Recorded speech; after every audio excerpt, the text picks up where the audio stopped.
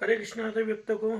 तो हम स्टार्ट करते हैं आज की कक्षा, क्योंकि ऑलरेडी टाइम हमारा हो चुका है 11:11 बज के 4 मिनट। तो आप सभी का स्वागत है आज की भागवत कक्षा में। पिछले हम कक्षा तक 27 श्लोक तक हम कंप्लीट कर चुके हैं। अब 28वां श्लोक जो है वो अर्जुन ने बोला है, पहला श्लोक। अभी तक जो है संजय और धृतराष्ट्र की वार्ता चल रही थी। तो अब जो पहला श्लोक बोलेंगे अर्जुन जी बोलेंगे, अर्जुन जी महाराज बोलेंगे। तो मंगलाचरण स्टार्ट करते हैं। ओम अज्ञानं तिमिरन्धस्य ज्ञानाञ्जनशलाकया चक्षुरुन्मीलितं येन तस्मै श्रीगुरवे नमः। श्रीचैतन्यमनोभीष्टं स्थापितं येन भूतले स्वयं रूपा कदा मह्यं ददाति स्वपदान्तिकं। वन्देऽहं श्रीगुरु श्रीयुधापदकमलं श्रीगुरून् वैष्णवां च श्रीरूपं साग्रजातं सहगणरघुनाथान्वितं तं सजीवं सावधूतं सावधूतं परिजं सहितं कृष्णचैतन्यदेवं श्रीराधा कृष्णपादां सहगणललिता श्रीविशाखावितांशा। हे कृष्ण करुणा सिंधु दीनबंधु जगतपते गोपेश गोपिका कांत श्री राधा कांता नमस्तुते। तप्त कांचन गौरांगी श्री राधे वृंदावनेश्वरी वृषभानुसुते देवी प्रणमामि हरिप्रिये। वाञ्छाकल्पतरुभ्यश्च कृपा सिन्धुभ्यैव च पतितानां पावनेभ्यो वैष्णवेभ्यो नमो नमः। जय श्री कृष्ण चैतन्य प्रभु नित्यानंद श्री अद्वैत गदाधर श्रीवासादि गौर भक्तवृंद। हरे कृष्णा कृष्णा कृष्णा हरे हरे, हरे राम राम राम हरे हरे।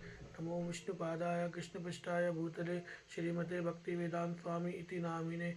नमस्ते सरस्वते देवे गौरवाणी प्रचारिणे निर्विशेष शून्यवादी पाश्चात्य देशधारिणे।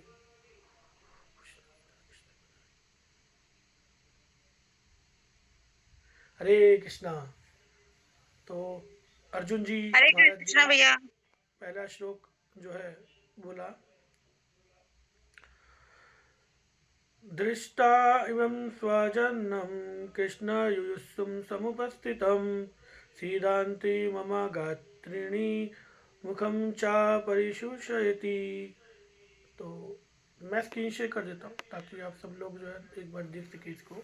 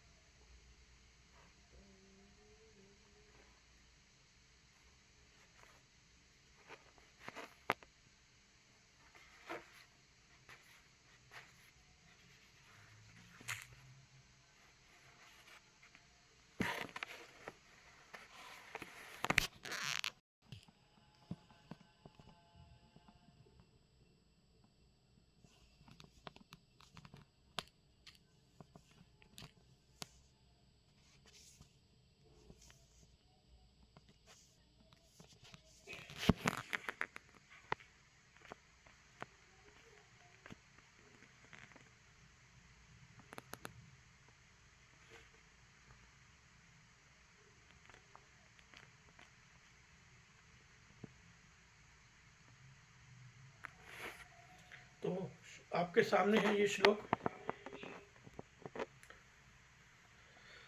दृष्टा वा इमं स्वजनं कृष्णं युयुत्सुं समुपस्थितं सीदान्ति मम गात्रिणा मुखं च परिशुषयति। अर्जुन ने कहा, हे कृष्ण, इस प्रकार युद्ध की इच्छा रखने वाले मित्रों तथा संबंधियों को अपने समक्ष उपस्थित देखकर मेरे शरीर के अंग कांप रहे हैं और मेरा मुख सूखा जा रहा है। तो ये अनुवाद में शीला प्रभुपाद। कंचना पढ़ी अनुवाद। हरे कृष्णा। यथार्थ भक्ति से युक्त मनुष्य में वे सारे सद्गुण रहते हैं जो सत्पुरुषों या देवताओं में पाए जाते हैं, जबकि अभक्त अपनी शिक्षा या संस्कृति के द्वारा भौतिक योग्यताओं में चाहे कितना ही उन्नत क्यों ना हो, इन ईश्वरीय गुणों से विहीन होता है। अतः स्वजनों, मित्रों तथा संबंधियों को युद्ध भूमि में देखते ही अर्जुन उन सबों के लिए करुणा से अभिभूत हो गया जिन्होंने परस्पर युद्ध करने का निश्चय किया था। जहां तक उसके अपने सैनिकों का संबंध था, वह उनके प्रति प्रारंभ से दयालु था, किंतु विपक्षी दल के सैनिकों को आसन्न मृत्यु को देखकर वह उन पर भी दया का अनुभव कर रहा था। और जब वह इस प्रकार सोच रहा था तो उसके अंगों में कंपन होने लगा और मुंह सूखने लगा। उन सबको युद्ध विमुख देखकर उसे आश्चर्य भी हुआ। प्रायः सारा कुटुंब, अर्जुन के सगे संबंधी उससे युद्ध करने आए थे। यद्यपि उसका उल्लेख नहीं है, किंतु तो भी सहज अनुमान लगाया जा सकता है कि ना केवल उसके अंग कांप रहे थे और मुंह सूख रहा था, अपितु वह दयावश युद्ध भी कर रहा था। अर्जुन में ऐसे लक्षण किसी दुर्बलता के कारण नहीं, अपितु हृदय की कोमलता के कारण थे, जो भगवान के शुद्ध भक्त का लक्षण है। अतः कहा गया है, यस्य यास्ति भक्ति वर्ग वत्तेन्द्र सर्वे गुण तत्र समासते युसुरा हराव भक्तस्य कुतो भाद गुणा मनोरथे नासति धावतो वही। जो भगवान के प्रति अविचल भक्ति रखता है, उसमें देवताओं के सद्गुण पाए जाते हैं, किंतु जो भक्त नहीं है, उसके पास भौतिक योग्यताएं ही रहती है, जिनका कोई मूल्य नहीं होता। इसका कारण यह है कि वह मानसिक धरातल पर मंडराता रहता है और ज्वलंत माया के द्वारा अवश्य ही आकृष्ट होता है। हरे कृष्णा।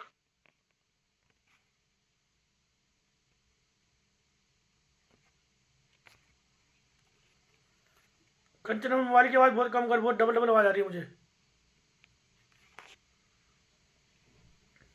तो आपने देखा यहाँ जो है अर्जुन को विषाद योग, जो इस अध्याय का नाम पुराना बताया गया, तो वो आ गया। तो अर्जुन जो है काँप रहा था, उसके बताया गया इसके तात्पर्य में कि उसके शरीर के अंग काँप रहे थे और मुंह दुख रहा था, क्योंकि भगवान का जो भक्त है ना, वो निर्मल हृदय का होता है ना। उनमें सबके प्रति जो है संभाव रहता है, दयालुता होती है। यही जो है एक भक्त की पहचान है, शुद्ध भक्त की, कि वो सभी पे दया भाव दिखाता है। अब आजकल आप देखोगे सब जो मनुष्य क्या कर रहे हैं कलयुग के अंदर, मांस खा रहे हैं। जो मांस खाता है वो कभी दयालु नहीं हो सकता, चाहे वो कितना भी अपने को दयालु दिखा दे, बिकॉज वो हिंसा कर रहा है, वो है ना, किसी का वध कर रहा है किसी का। तो वो ऊपर से दिखाने में जितनी बड़ी चैरिटी करे वो, मगर वो अंदर से जो है हिंसक है, क्योंकि वो किसी का मार के खा रहा है, उसका मांस खा रहा है। तो मांस खाने वाले व्यक्ति कभी भी निर्मल हृदय नहीं हो सकता, निर्मल हृदय का नहीं हो सकता। मनुष्य में 4 दोष बताए गए, है ना। तो हम जो है 4 गलतियां करते ही करते हैं, ये कलयुग का प्रभाव है। हम क्या 4 गलतियां करते हैं कि हम गलती करते हैं कि हम जो है भ्रम में रहते हैं, हमेशा इल्यूजन में रहते हैं, है ना। हमारी इंद्रिया अपूर्ण है, मतलब हमारी जो इंद्रिया, हाथ पैर, ये सब एक लिमिट टाइम तक है हमारे पास, है ना। और हमारी जो है अंदर जो है छलने की इच्छा है, धोखा देने की प्रवृत्ति होती है हमारे अंदर। तो ये जो है और एक मनुष्य गलतियाँ करता है, हम हमेशा गलतियाँ करते हैं। तो ये 4 दोष जो है हमेशा मनुष्य में पाए जाते हैं। आप देख लेना, ये 4 दोष हर एक मनुष्य में पाए जाएंगे, चाहे वो कितना भी अच्छा हो। ये कलयुग का प्रभाव है। तो अगले श्लोक में चलते हैं, 29वें श्लोक में। अर्जुन जी महाराज कंटिन्यू कर रहे हैं अपना श्लोक। वेपुतश्च शरीरे मे रोमहर्ष जायते गांडीवतं शस्त्रसने हस्तताया त्वचा एवं परिहदते। तो एक बार दोबारा अनुवाद कर लेते हैं इसका। वेपुतश्च शरीरे मे रोमहर्ष जायते गांडीवं त्रसते हस्ते त्वचा एवं परिहतते। तो इसका जो अनुवाद बताया गया श्लोक का, मेरा सारा शरीर काँप रहा है, मेरे रोंगटे खड़े हो रहे हैं, मेरा गांडीव धनुष मेरे हाथ से सरक रहा है तथा मेरी त्वचा जल रही है। ये अर्जुन जी ने बोला। इस श्लोक का तात्पर्य बताया गया। स्क्रीन शेयर कर देता हूँ ताकि आप सब लोग देखिए।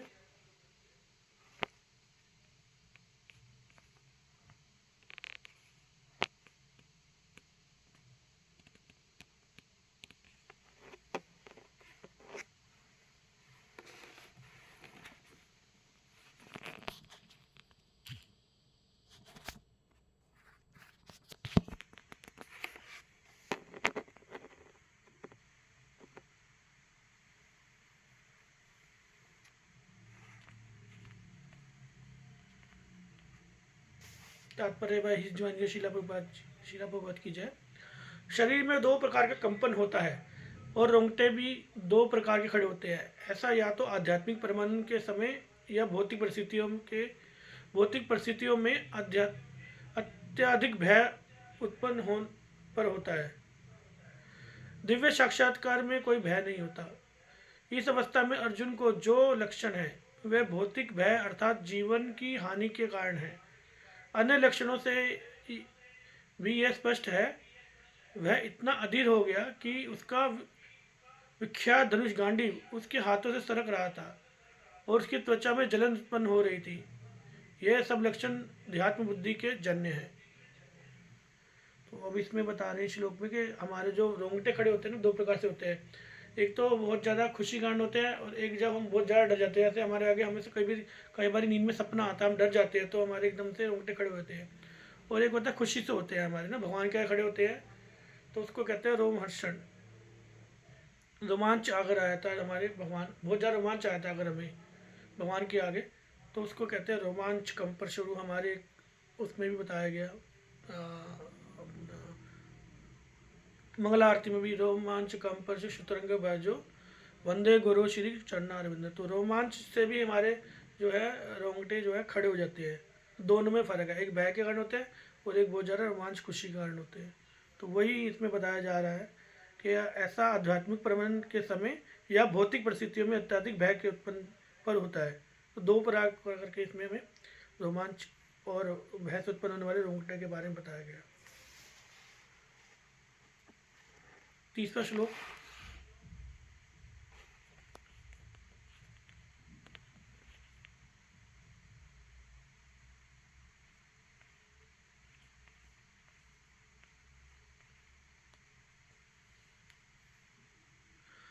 न च शक्नोमि अवस्तुतं भ्रमिता इवं च मे मना निमितानि च पाश्यामि विपरीतानि केशव। एक बार दोबारा अनुवाद कर लेते हैं। न च शोक्रामि अवस्तुतं भ्रमाति च मे मना निमितानि च पाश्यामि विपरीतानि केशव। इसका अनुवाद जो बताया गया श्लोक का, मैं यहाँ अब और अधिक खड़ा रहने में असमर्थ हूँ, मैं अपने को भूल रहा हूँ और मेरा सिर चकरा रहा है। हे कृष्ण, मुझे तो केवल अमंगल के कारण दिखाई दे रहे हैं। तात्पर्य कंचना पढ़िए तात्पर्य इसका। अपने अधैर्य के कारण अर्जुन युद्ध भूमि में खड़ा रहने में असमर्थ था और अपने मन की इस दुर्बलता के कारण उसे आत्मविस्मृति हो रही थी। भौतिक वस्तुओं के प्रति अत्यधिक आसक्ति के कारण मनुष्य ऐसी मोहमय स्थिति में पड़ जाता है। वयम दित्याभिनिवेशतः स्यात्। ऐसा भय तथा मानसिक असंतुलन उन व्यक्तियों में उत्पन्न होता है जो भौतिक परिस्थितियों से ग्रस्त होते हैं। अर्जुन को युद्ध भूमि में केवल दुखदायी पराजय की प्रतीति हो रही थी। वह शत्रु पर विजय पाकर भी सुखी नहीं होगा। निमितानि विपरीतानि शब्द महत्वपूर्ण है। जब मनुष्य को अपनी आशाओं में केवल निराशा दिखती है तो वह सोचता है, मैं यहाँ क्यों हूँ। प्रत्येक प्राणी अपने में तथा अपने स्वार्थ में रुचि रखता है, किसी की भी परमात्मा में रुचि नहीं होती। कृष्ण की इच्छा से अर्जुन अपने स्वार्थ के प्रति अज्ञान दिख रहा है। मनुष्य का वास्तविक स्वार्थ तो विष्णु या कृष्ण में निहित है। बद्ध जीव इसे भूल जाता है, इसीलिए उसे भौतिक कष्ट उठाने पड़ते हैं। अर्जुन ने सोचा कि उसकी विजय केवल उसके शोक का कारण बन सकती है। तो इसमें बताया गया कि अर्जुन जो है वो ज़रा अंदर से भयभीत हुए पड़े हैं कि वो खड़े भी नहीं हो पा रहे हैं और वो उसका सिर भी चकरा रहा है और वो भगवान को कह रहा है कि मुझे अमंगल ही दिख रहा है। ऐसा क्यों कह रहे हैं? क्योंकि मैंने बताया कि मनुष्य में 4 दोष पाए जाते हैं, हम गलतियाँ करते हैं और भ्रम में रहते हैं। हम बताया ना मैंने, तो अर्जुन जी भ्रम में है, मगर ये जो कुछ भी हो रहा है वो सब कृष्ण की इच्छा से ही हो रहा है। वो भूल जाते हैं। इसमें बताया गया ना, मनुष्य का वास्तविक स्वार्थ तो विष्णु और कृष्ण में नहीं था। हमें अपना जो स्वार्थ है वो विष्णु और कृष्ण में रखना चाहिए। तो मगर बद्ध जीव इसे भूल जाता है। लास्ट में बताया ना प्रभुपाद जी ने कि हम जो बद्ध जीव है, हम जो है बद्ध जीव है, तो मगर हम ये सब भूल जाते हैं। हमारी जो बुद्धि है वो सीमित है। लिखा ना हमारी इंद्रिय अपूर्ण है। तो इंद्रियों के स्वामी कौन है? मन। तो इंद्रियों के स्वामी मन को बताया गया शास्त्र में ना। तो हमारी जो इंद्रियां हैं, है ना, वही हमारे सब दुख का कारण होती है और बुद्ध जीव इसे भूल जाता है, तो इसलिए उसको भौतिक कष्ट उठाने पड़ते हैं। तो अर्जुन भी यही सोच रहा है, वो भी विषाद योग में है, परेशान है इतना कि ये सब कैसे होगा, सारे मेरे सगे संबंधी खड़े हुए हैं आगे, है ना, उनसे युद्ध करके अगर जीत भी गया तो क्या फ़ायदा होगा? कोई होगा ही नहीं मेरे से पूछने वाला, मेरे 5 भाइयों के अलावा। सब तो रिश्तेदार मर जाएंगे उसमें। तो इसलिए वो शोक का उसके लिए यही कारण बना कि विजय केवल उसके लिए शोक का कारण बन सकती है। इसलिए बोलता है, अर्जुन ने सोचा, लास्ट लाइन में लिखा ना, अर्जुन ने सोचा कि उसकी विजय केवल उसके शोक का कारण बनेगी। ऐसा क्यों सोच रहा है? क्योंकि जीतने के बाद भी उसके साथ कौन होगा? उसके 5 भाई के अलावा कोई नहीं है। सारे उसके चाचे ताऊ मामे सब मर गए होंगे युद्ध में, क्योंकि वो सब दूसरी तरफ है, अधर्म की तरफ है। तो इसलिए इसमें थोड़ा सा अर्जुन को शोक दिख रहा है।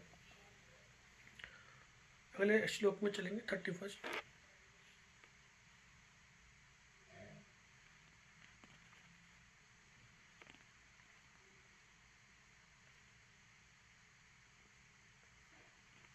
तो कोई और अगर श्लोक पढ़ना चाहता है तो पढ़ सकते हैं अपने आप को अनम्यूट करके, या रीडिंग करना चाहते हैं तो कंचन आप श्लोक पढ़िए। और रीडिंग के लिए अगर कोई और करते हैं तो उनको प्लीज़ मौका दीजिए करने का। भगवान की वाणी है, इसको बोलना बहुत महत्वपूर्ण है। हिंदी में लिखा पढ़ सकते हैं सब लोग। संस्कृत का श्लोक कंचन बोल देगी। चलिए कंचन जी। हरे कृष्णा। न चाशयोनुपश्यामि हत्वा स्वजन्माहवे न कांगे विजयं कृष्ण न च राज्यं सुखानि च न चाशयो अनुपश्यामि हत्वा स्वजन्माहवे न कांगे विजयं कृष्ण न च राज्यं सुखानि च। हरे कृष्णा। अनुवाद पढ़िए इसका। हे कृष्ण, इस युद्ध में अपने ही स्वजनों का वध करने से ना तो मुझे कोई अच्छाई दिखती है और ना मैं उससे किसी प्रकार की विजय, राज्य या सुख की इच्छा रखता हूँ। तात्पर्य, यह जाने बिना मनुष्य का स्वार्थ विष्णु में है। सारे बद्धजीव शारीरिक संबंधों के प्रति यह सोचकर आकर्षित होते हैं कि वे ऐसी परिस्थितियों में प्रसन्न हो रहेंगे। ऐसी देहात्म बुद्धि के कारण वे भौतिक सुख के कारणों को भी भूल जाते हैं। अर्जुन तो क्षत्रिय का नैतिक धर्म भी भूल गया था। कहा जाता है कि 2 प्रकार के मनुष्य परम शक्तिशाली तथा ज्वाज्वल्यमान सूर्यमंडल में प्रवेश करने के योग्य होते हैं। ये है, एक तो क्षत्रिय जो कृष्ण की आज्ञा से युद्ध में मरता है, तथा दूसरा सन्यासी जो आध्यात्मिक अनुशीलन में लगा रहता है। अर्जुन अपने शत्रुओं को भी मानने से विमुख हो रहा है। अपने संबंधियों को की बात तो छोड़ दे, वह सोचता है कि स्वजनों को मारने से इसे जीवन में सुख नहीं मिल सकेगा, अतः वह लड़ने के लिए इच्छुक नहीं है।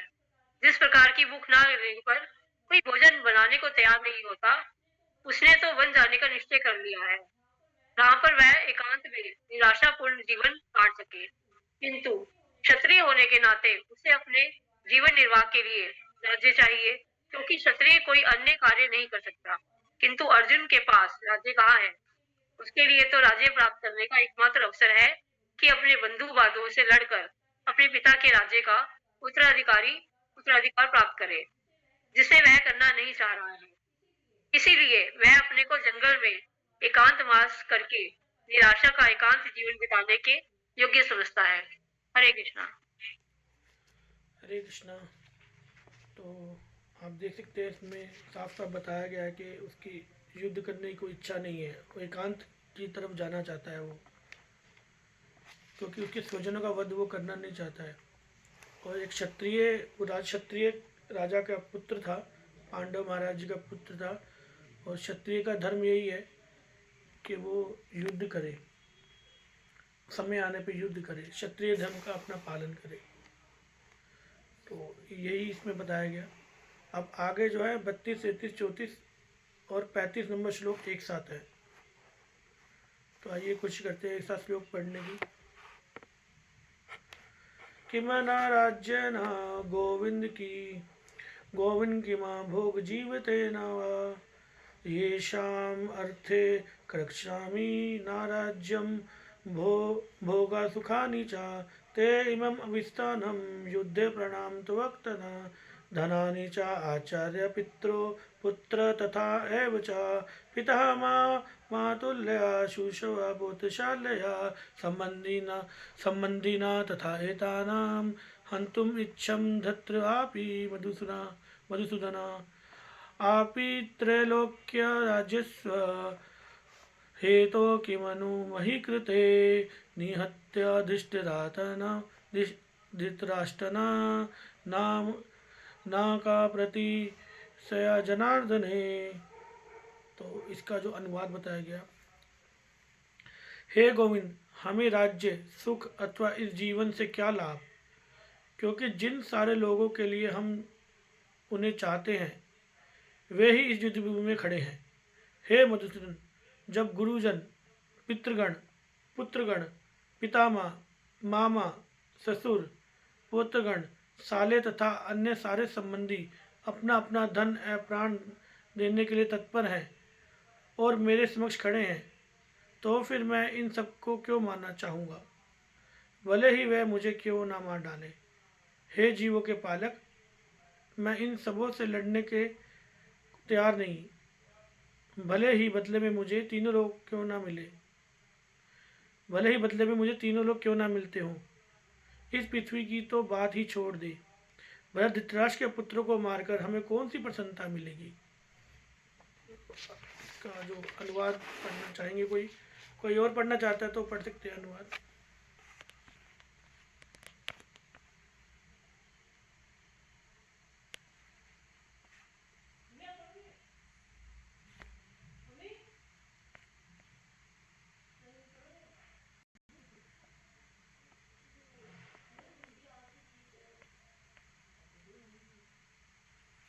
जल्दी पढ़िए या फिर मैं पढ़ूं?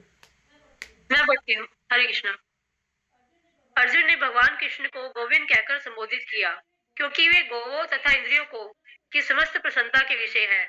इस विशिष्ट शब्द का प्रयोग करके अर्जुन संकेत करता है कृष्ण यह समझे कि अर्जुन की इंद्रियां कैसे तृप्त होंगी, किंतु गोविंद हमारी इंद्रियों को तुष्ट करने के लिए ही नहीं है।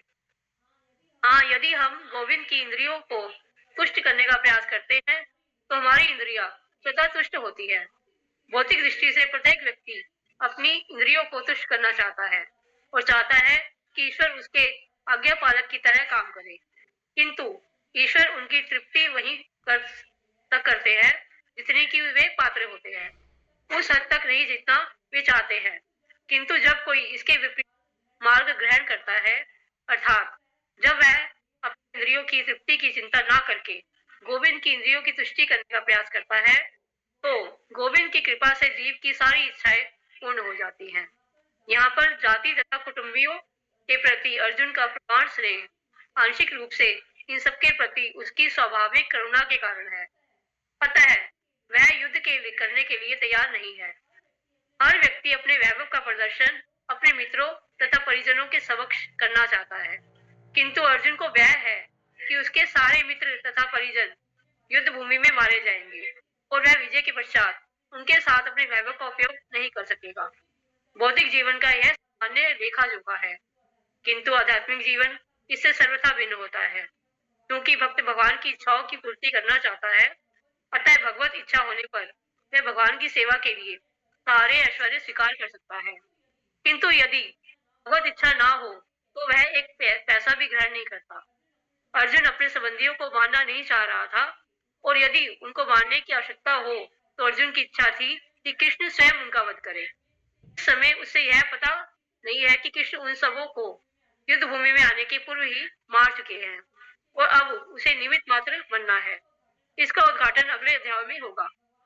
भगवान का असली भक्त होने के कारण अर्जुन अपने अत्याचारी बंधु बांधवों से प्रतिशोध नहीं लेना चाहता था, किंतु यह तो भगवान की योजना थी कि सबका वध हो।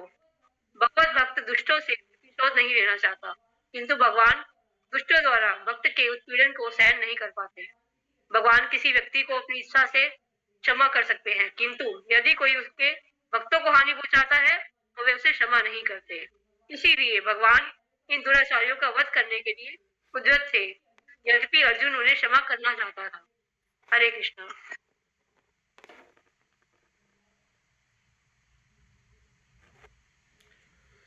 तो ये श्लोक में बताया गया कि अर्जुन देख रहा है कि उसके गुरुजन पितृगण पिता माता सगे संबंधी जो है उसके सामने है। कहते हैं कि उनको मारने से क्या लाभ होगा मुझे। वो ये चाहता था कि कृष्ण ही सबको मार दे, मगर वो भूल गया था कि कृष्ण तो भगवान है। अगर भगवान को ऐसा करना ही होता तो ये युद्ध की नौबत ही नहीं आती, वो पहले ही मार चुके होते सबको। मगर भैया सब भगवान की योजना है। भगवान ना सबके हृदय में बैठे हुए हैं। भगवान ने आगे गीता के अध्याय में बोला हुआ है, हृदय देश अर्जुन। तो वो भगवान सबके हृदय में बैठे हुए हैं और निर्देश देते हैं। आप देखो कभी हमारे अंतरात्मा से आवाज़ आती है, जब हम कुछ गलत काम करते हैं तो हमारे अंतरात्मा से कभी कभी हमें सुनाई भी देता है, नहीं ये मत कर, ये गलत है। वो कौन बोलता है? वो हृदय में बैठे हुए भगवान ही बोलते हैं हमारे लिए। तो भगवान सबको निर्देश देते हैं, अब हमारे ऊपर है कि हम उसको मानते हैं या नहीं मानते हैं। यही सब जो है अर्जुन के हृदय में भी चल रहा है कि मैं गलती कर रहा हूँ या ठीक कर रहा हूँ। मगर भगवान तो उसके हृदय में तो बैठे ही हैं, सामने साक्षात भी निर्देश दे रहे हैं कि अर्जुन तुम्हें करना है, क्योंकि ये सब पहले ही भगवान के द्वारा मारे जा चुके हैं और तुम सिर्फ निमित्त मात्र हो। आगे अध्याय में बताया जाएगा कि वो तो सिर्फ एक कठपुतली की तरह है, मगर जो सारा काम कर रहे हैं वो भगवान ही कर रहे हैं। आगे जाके सब पता चलेगा। बोला ना, सारे मित्र तथा परिजन युद्ध भूमि मारे जाएंगे और विजय के पश्चात उनके साथ वैभव का उपयोग नहीं कर सकेगा। तो इसमें सब कुछ ऑलरेडी सब प्लान्ड है भगवान का, मगर अब जो है करना यह है कि अर्जुन को निमित्त मात्र बनना है। उसका अगले अध्याय में हम आपको बताएंगे। तो अगर किसी का कोई प्रश्न है तो पूछ सकता है, क्योंकि हमारे पास 5 मिनट बचे हैं कक्षा के लिए।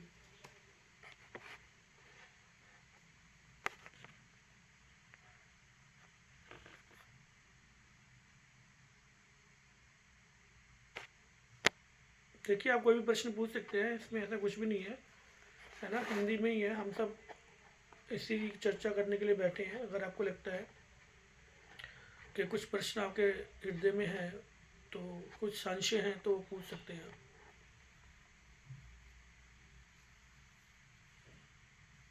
चलिए, कोई संशय सबके क्लियर है लगता है ना। तो अब इस क्लास को थोड़ा समाप्ति क्यों ले जाते हैं, क्योंकि इसमें सिर्फ 5 मिनट रह गए हैं, फिर वो बीच में कट जाता है श्लोक ना। तो तब तक 5 मिनट के लिए कंचन कुछ भजन या कीर्तन करना चाहती है तो कर सकती है।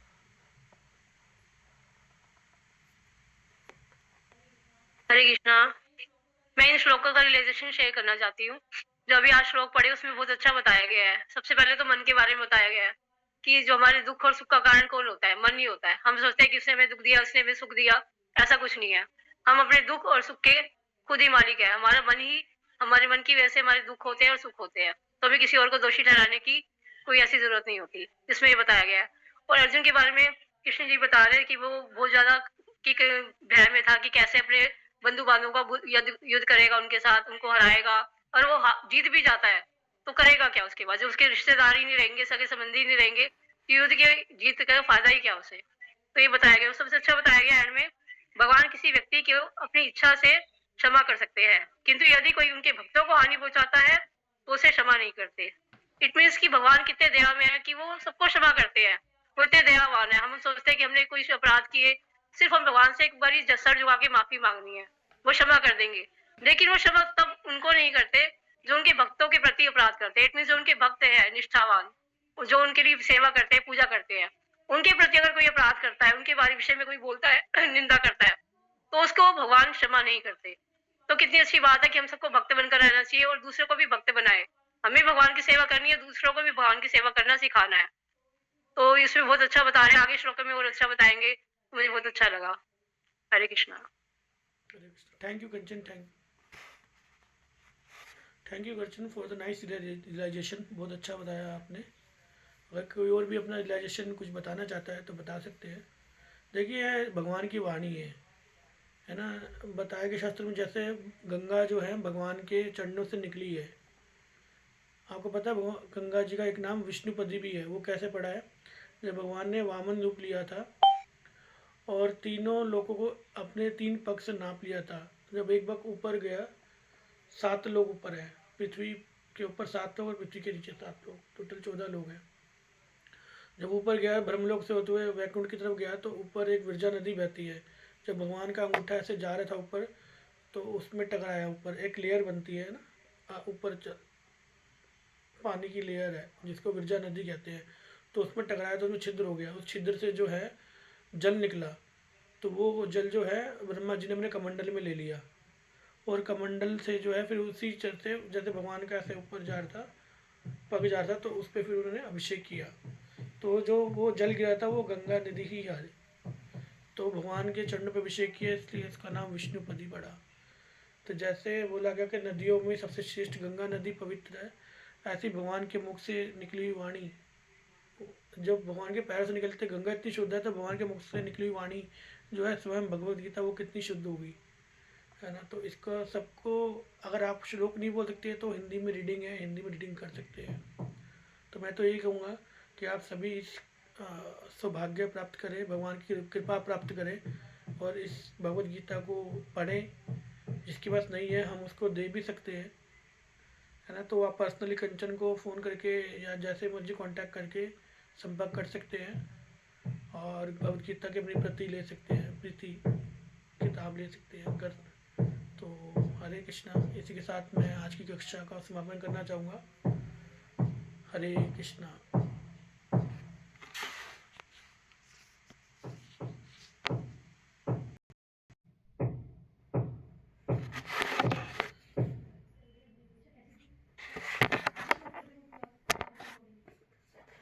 रिकॉर्डिंग बंद कर दो।